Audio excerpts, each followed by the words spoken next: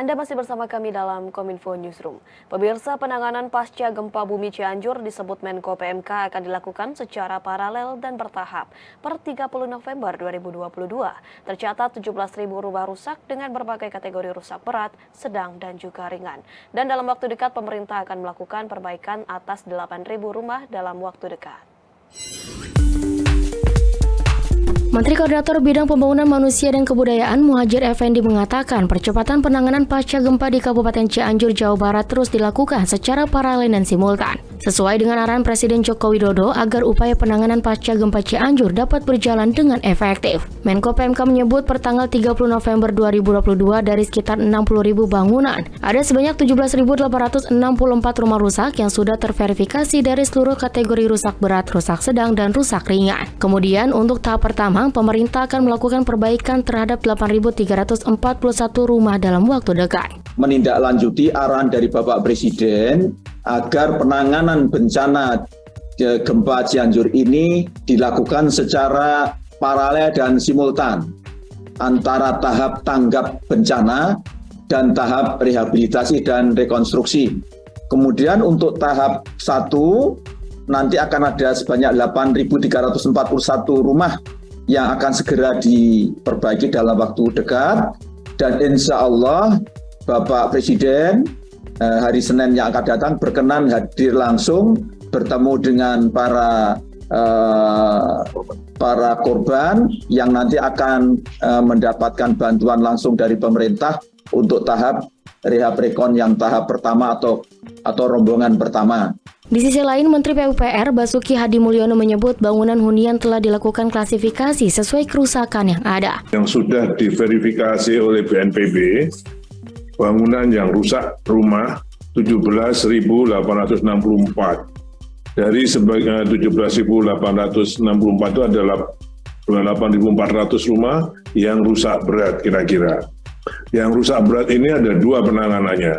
Karena kalau yang rusak berat, rusak sedang, rusak ringan, semua diberi yang dibangun sendiri oleh masyarakat, akan ada stimulan dari BNPB. Menko Muhadjir menambahkan pihaknya bekerja sama dengan PUPR, BNPB, TNI Polri, dan pemerintah daerah untuk melakukan pembersihan puing-puing dan segera akan melakukan relokasi bangunan pertama pada awal bulan ini. Ia juga menegaskan untuk penanganan gempa bumi di Kabupaten Cianjur sudah tertangani dan terkoordinasi dengan baik dengan sejumlah pihak yang terlibat.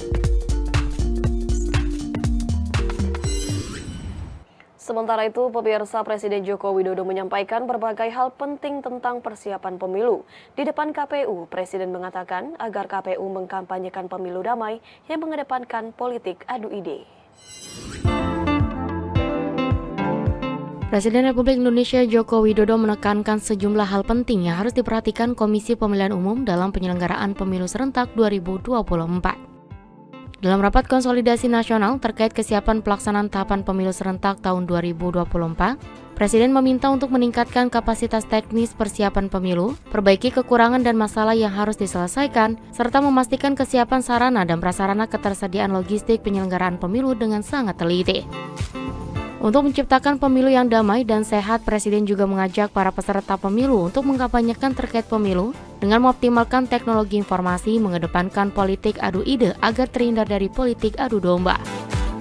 Dan sejak awal mengajak para peserta pemilu untuk melakukan pemilu yang damai, pemilu yang jujur, pemilu yang berintegritas, dan menolak tindakan-tindakan yang tidak terpuji yang mencederai demokrasi, menyebar fitnah, menyebar ujaran kebencian, politik uang, dan yang lain-lainnya.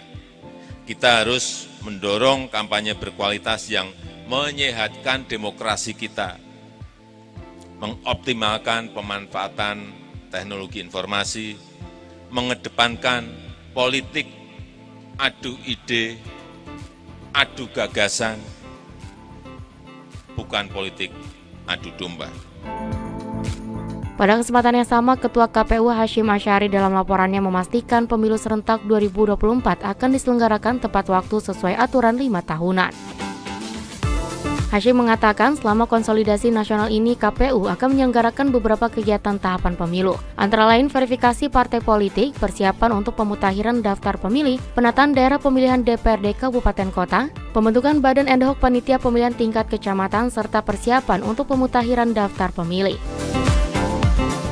Teman-teman KPU sesungguhnya pada hari ini menyelenggarakan beberapa kegiatan tahapan pemilu.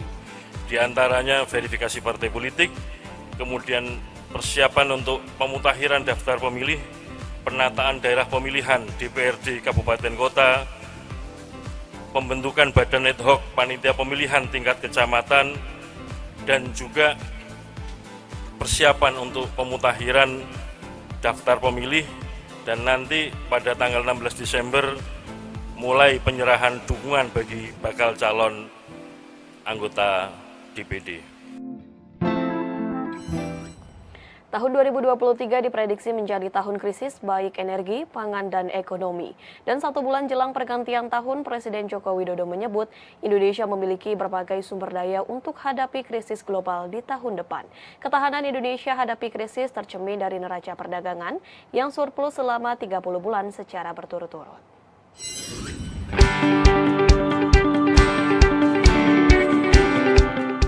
Presiden Republik Indonesia Joko Widodo menyebutkan Indonesia memiliki kekuatan dalam menghadapi krisis global yang terjadi saat ini. Kekuatan tersebut dalam hal sumber daya alam, jumlah penduduk yang besar dan kepercayaan dunia terhadap Indonesia. Kepercayaan banyak negara terhadap Indonesia tersebut telah berubah menjadi ketergantungan berbagai negara terhadap sumber daya alam yang ada di Indonesia. Seperti beberapa negara yang selalu mengandalkan Indonesia dalam hal kebutuhan batu bara dan juga CPO. Kekuatan Indonesia dalam menghadapi krisis global juga dibuktikan dengan 30 bulan berturut-turut neraca perdagangan Indonesia mengalami surplus. Apabila seluruh rencana dan potensi yang dimiliki Indonesia tersebut dapat dikelola dengan baik, maka Presiden meyakini kondisi ekonomi Indonesia pada tahun 2026 ataupun 2027 akan melompat sangat tinggi. Oleh karena itu, Presiden meminta kepada seluruh pihak untuk tidak lagi pesimis dengan kondisi yang ada saat ini. Belum pernah dalam sejarah kita ini surplus perdagangan. Neraca perdagangan kita surplus itu belum pernah. Tapi 30 bulan berturut-turut ini selalu terus surplus.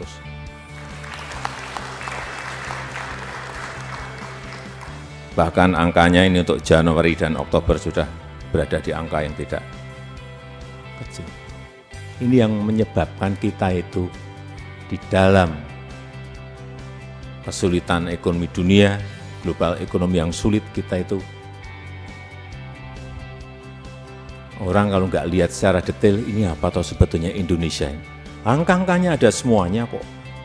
Kenapa kita bisa sehat? Karena angka-angkanya ada semuanya.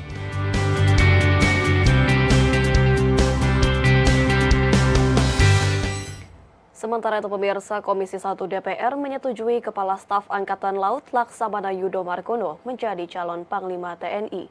Persetujuan itu diputuskan usai Komisi 1 DPR menggelar fit and proper test Yudo sebagai calon Panglima TNI. Yudo Margono merupakan calon tunggal Panglima TNI yang diajukan oleh Presiden Joko Widodo ke DPR Republik Indonesia. Hari ini Komisi 1 DPR RI melakukan rapat dengar pendapat umum dengan calon Panglima TNI yakni Laksamana TNI Yudo Margono. Sebelumnya, Menteri Sekretaris Negara Pratikno pada 28 November 2022 telah mengirimkan surpres kepada DPR RI yang berisi penunjukan Laksamana TNI Yudo Margono sebagai calon Panglima TNI yang akan menggantikan Jenderal Andika Perkasa yang akan pensiun pada tanggal 21 Desember 2022. Presiden Republik Indonesia Joko Widodo menyebutkan salah satu alasan pengajuan Laksamana TNI Yudo Margono sebagai calon tunggal Panglima TNI adalah karena rotasi matra. Panglima TNI sudah diajukan ke DPR untuk mendapatkan persetujuan Pak Kasal yang sekarang karena memang kita rotasi matra. Ya. Laksamana TNI Yudo Margono merupakan Kepala Staf Angkatan Laut sejak tahun 2020. Pria kelahiran Madiun 26 November 1965 ini pernah menjabat sebagai Pangko Gapwilhan I pada tahun 2019 hingga tahun 2020. Selanjutnya ia menjabat sebagai Panggarmada I pada tahun 2018 hingga 2019 dan Pangarmabar tahun 2018. Yudo Margono merupakan lulusan Akademi Angkatan Laut pada tahun 1988 dan merupakan angkatan ke-33. Penyampaian visi dan misi calon Panglima TNI Yudo Margono dilakukan secara terbuka di depan Komisi 1 DPR RI selama 30 menit dan dilanjutkan dengan penyampaian strategi dan kebijakan serta pendalaman dan tanya jawab dari masing-masing fraksi akan dilakukan secara tertutup. Sebagai bagian dari masyarakat dunia, kita perlu untuk terus mencermati perkembangan lingkungan strategis yang berpengaruh terhadap kehidupan berbangsa dan bernegara kita, khususnya aspek pertahanan negara yang merupakan tugas pokok TNI. Ini kami mulai dari penilaian situasi strategis. Pada tataran global, geopolitik dunia masih dihadapkan pada kemajuan teknologi informasi dan digital beserta dampaknya. Konflik kepentingan dan kompetensi kekuatan negara-negara besar, terlebih situasi konflik terbuka Rusia Ukraina saat ini, persaingan dagang dan investasi, dampak perubahan iklim, wabah penyakit dan biosecurity, serangan cyber, serta adanya potensi ancaman kelangkaan pangan dan energi. Akhirnya setelah melakukan RDPU, Komisi 1 DPR RI memutuskan untuk menyetujui pemberhentian dengan hormat Jenderal TNI Andika Perkasa sebagai Panglima TNI dan memberikan persetujuan terhadap pengangkatan Yudo Margono sebagai Panglima TNI. Setelah mendengarkan pemaparan visi misi calon Panglima TNI, disertai dengan strategi dan program prioritas, serta kebijakan yang akan dijalankan Panglima TNI ke depan, dan setelah mendengarkan dan mempertimbangkan pandangan fraksi-fraksi dan anggota Komisi 1 terhadap calon Panglima TNI, maka Komisi 1 DPR RI memutuskan, poin 1, menyetujui pemberhentian dengan hormat Jenderal TNI Andika Perkasa SEMA, MSc, sebagai Panglima TNI, serta memberikan apresiasi atas dedikasinya membawa TNI semakin maju dan profesional.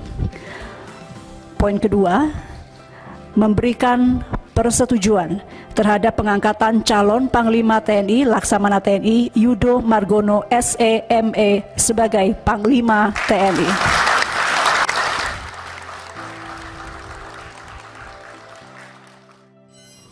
Pemirsa, usai jeda kami akan kembali dengan informasi waspada kejadian luar biasa polio bersama dengan juru bicara Kementerian Kesehatan sesaat lagi.